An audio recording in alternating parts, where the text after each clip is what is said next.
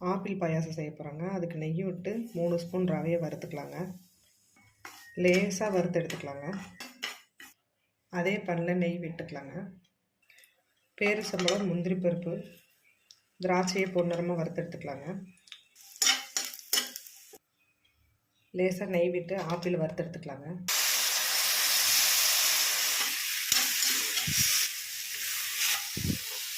இந்த அளவுக்கு வணக்கினா போதுங்க.